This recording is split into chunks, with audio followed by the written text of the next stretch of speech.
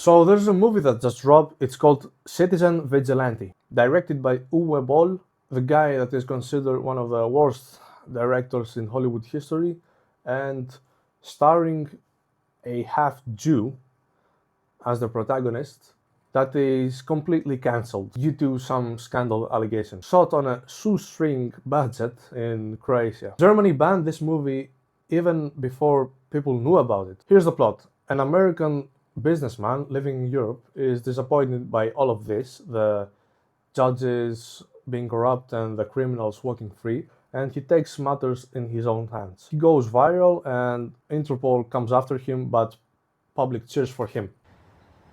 Do I look like a reporter to you?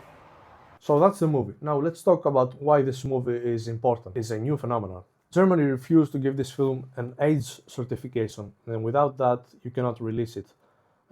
Boll said it's probably because of the vile content on immigrants inside the movie. Effectively banned before people could see even a single frame. Now let that sink in. Many movies get released that have violent content, obviously, and Boll would put a youth protection text in the start of the film as a warning. So it's clear that Germany banned this movie simply because of its ideas. And now here's the fact about banning something. You don't ban something that you think is irrelevant.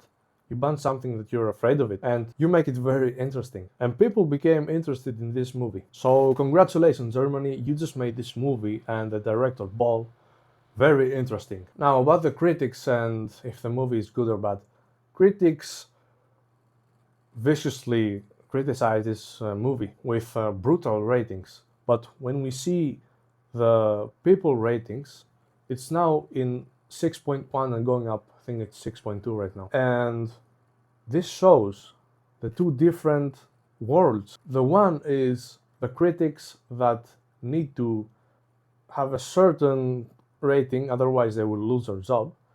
And then the normal people that see an actual problem for the first time in the filmmaker history being actually attacked without soft language and like, I see you, I see the problem. That's what this movie did. And the critics just saw some xenophobic stuff.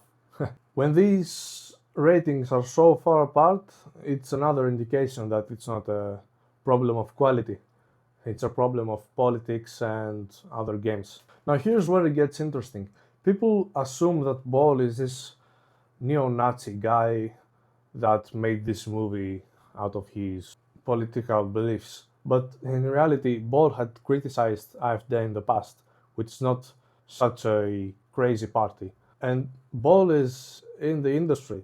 It's not some crazy guy with money outside of the system that would make this. In a recent interview, Boll basically said that in the big companies and the influential companies, people would all be on the left side and they would not greenlight anything if it isn't politically correct.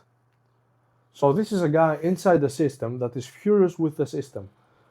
And he made the change for the first time, and he made it a movie. He put money into this. Someone made a movie about a true problem that is politically incorrect to state it in public. This is not a man reading from some crazy manifesto or something like that.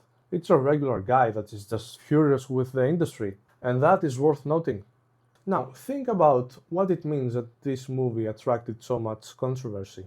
It wasn't a prestige team with 50 million budget that made this possible. It was a small team with 1 to 5 million budget in Croatia in a DTV production with a director that is considered one of the worst ones in Hollywood. That's the Hollywood paradox in one sentence. An entire industry with so much, basically limitless resources couldn't attack a real problem, couldn't touch the heart of anyone, but one guy that was basically didn't have anything to lose. This is the guy that Blizzard said, we would never sell you the rights, especially to you. So what does this say about the film industry? One more thing worth noting, and it's genuinely ironic, is that The protagonist, Armie Hammer, is a half Jew.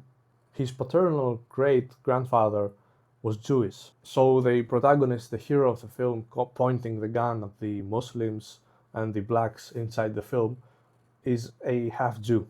That's weird. I don't know how to explain it, so make of that what you will. Now this is the most important part. The film ends with a text, with a dedication basically, a dedication to the victims. To rape victims in Europe were betrayed by our legal system. Not to political parties, not to ideologies, but to the victims. A dedication to the victims. You can agree or disagree and say it's propaganda or it's a cheap way to attract viewers making this film on this topic. But the reality is, the dedication point is something real.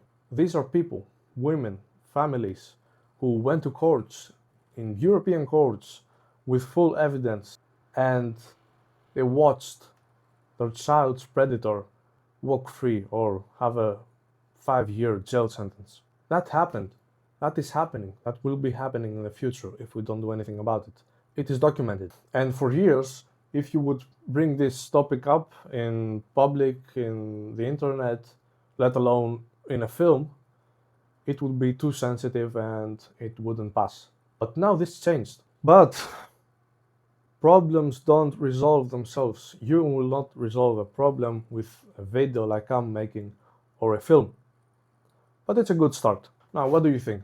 What will be the future of all of this mess in Europe?